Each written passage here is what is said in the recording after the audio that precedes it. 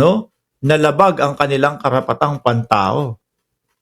Naging malamig na bangkay di umano ang kanilang mga mahal sa buhay. Paano naman yun?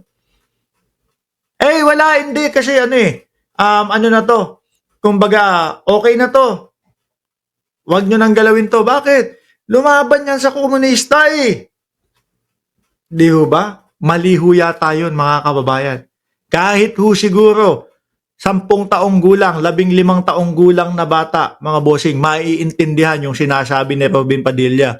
Na kapag ka ikaw, gumawa ng isang kamalian doon sa, gumawa ng kabutihan doon sa iba, parang kalimutan na lang yung nagawang kamalian dito sa ibang tao. Wag naman, kawawa naman yung iba. 'Di ba? Sabi ni Jose Benson, ano ba talaga ang tinapos niyan? Wala kasi akong alam. Baka sa pinakamababang paaralan nagtapos yan. Hindi ko din ho alam. 'Di ba, Ma'am Tamura? Shout out po sa inyo. Tuloy. Isang in-exile, tas isang sinurrender. Ah. Ano ba po talaga tong bansa natin? Tayo po ba'y demokratiko talaga? Oo naman. Kaya nga kayo nakakapagsalita dyan di ba? Kaya nga yung mga DDS niya, panay sigaw doon sa kalsada, DDS! DDS! Duterte! Bring him home! Kaya nga yung mga kasapakat ninyo, panay sigaw ang adik si Pangulong Bongbong Marcos Hindi mo pa nararamdaman na nasa demokrasyang bansa tayo? Kayo naman. Para naman tayo naglolokohan dito, Binoy. Ano ho yung sabi ni Robin Padilla ulit, mga kababayan? Ano daw po ang ginawa ng dating Pangulo? Tanim ni PRRD sa bansang ito. Nilabanan natin ng komunista. Nilabanan natin ang komunista. Ngayon, Binoy, aalisin ko to, ha? Pagpaumanhin mo na, masasaktan ka dito. Kasi kayo, para kayong parang dinedenggoy nyo ang sambayan ng Pilipino. Yung tipo bang, yung mga sinabi nyo, yung mga pinagpo-post nyo, nung mga nakaraang panahon, akala nyo hindi na mauungkat. Nilabanan daw ho nila ang komunista, mga bossing. Ano tong post mo? June 5, 2017. Senator Robin Padilla, Robin Padilla 2017 namamayagpag si PRRD dito, boss mo. 'Di ba? Chairman ng PDP, dating pangulo sa panahon niya 'to. Kalaban niyo 'to? Mga kapanalig sa revolusyon. Ako po ay nakipagkita at ibang klase. Ako po ay nakipagkita sa pinakasupremo na si Joma Sison. Ano ba pa naglalaban ni Joma Sison? May pagmamalaki pa siya dito. Mga kababayan. Mga kapanalig sa revolusyon, ako po ay nakipagkita sa pinakasupremo, Joma Sison. Hindi si Trillanes, may pagmamalaki pa. Mga kababayan, hindi daw si Trillanes. Ako mas gugustuhin ko makipagkita, makipag-usap kay Trillanes kesa kay Joma Sison, mga kababayan. 'Di ba? Kesa kay Joma Sison. Ang NDF, CPP, NPA, 'di ba? Ay nakasuporta sa ating mahal na Pangulo. Akala ko ba kalaban nyo to? Ano ba talaga, Robin Padilla? Kakampi nyo yata Sabi ni Vancouver Jemka, dati niya talagang amo yan si Joma kasi inamin niya noon na NPA siya. Ano ba talaga? Nilabanan nyo ba talaga? O kakampi nyo? Ikaw pa siya pa ho ang may sabi, mga kababayan. Na si Pangulong Rodrigo Roa Duterte, ang NPA, CPP-NPA ay nakasuporta sa ating mahal na Pangulong Rodrigo Roa Duterte laban sa muling pananakop ng mga dayuhan. Paano yan, Robin? Paano natin Paano natin papaniwalain yung naratibo natin sa taong bayan na si PRRD ay lumaban sa mga rebelde? At ito ho, mga boss chief amo sir, panahon na ho ito ng dating Pangulo. Di ba? Panahon na ho ito ng dating Pangulo.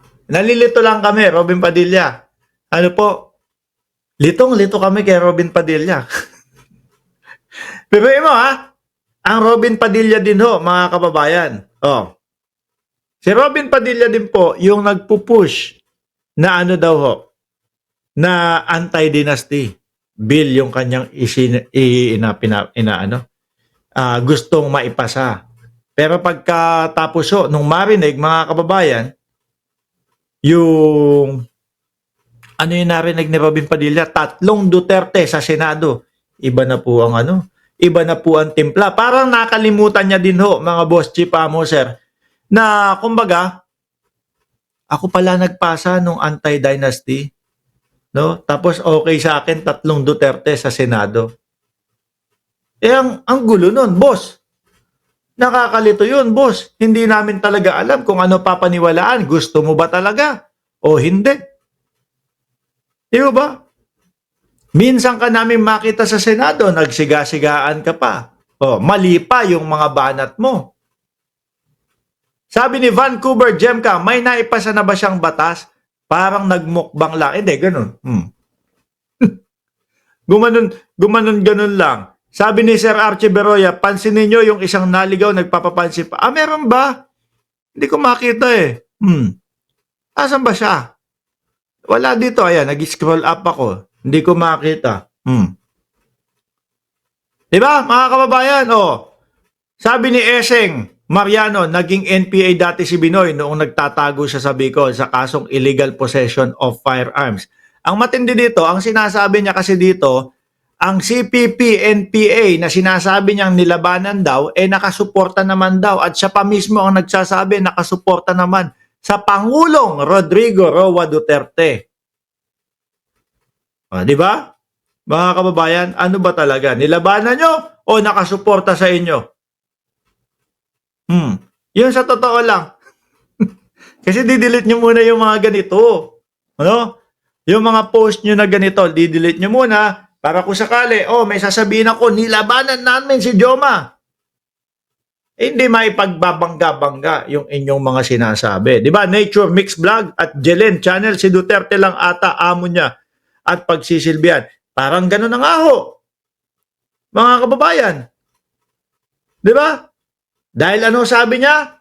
Doon, kung sinabi lang ni Duterte o ni Inday na i-contempt kayo, ginawa ko na po kaso hindi daw biruin mo senador siya.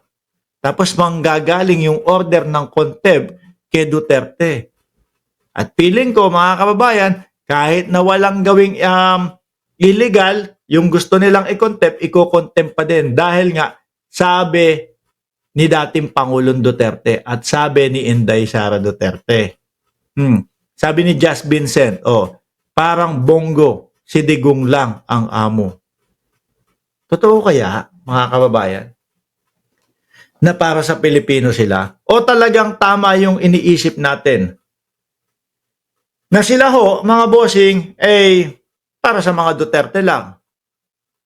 Kaya ako talaga, mga kababayan, lagi ko sinasabi, saglit lang, hindi ako tiwala dito sa mga nasa PDP. No? Kasi halos lahat sila, parang ang gagawin lang, isalba ang dating Pangulong Duterte. Ilabas doon sa ICC ang dating Pangulong Duterte. Mga boss, wala na yan. Sabi nga ni Atty. Cristina Conti, kailangan 3 kaso ni Duterte ang malusutan para mo masabi na makakalabas siya. Pakalat nila ng mga DDS? September daw, September. September, unang hearing yata yun. Susunod na hearing yun, di ba? Arlene Kayumanggi.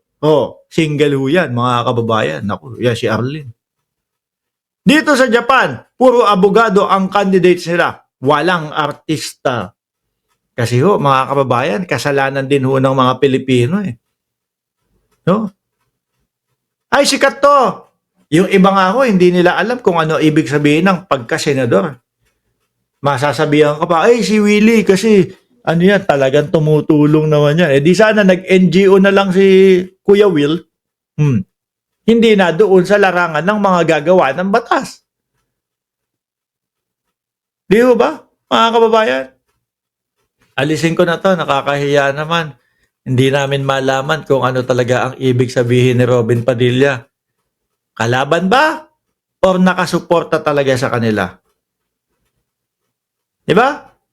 O siguro sinabi lang na kalaban nang sa ganon, magmukhang hero ang dating Pangulong Duterte para mapalabas sa ICC, para masabi, tingnan mo, pinakulong ninyo yung lumalaban sa sa CPP, sa komunista. Yung pala, sabi niya dati, kakampi nila. Gulo nyo? Anyway, mga kababayan,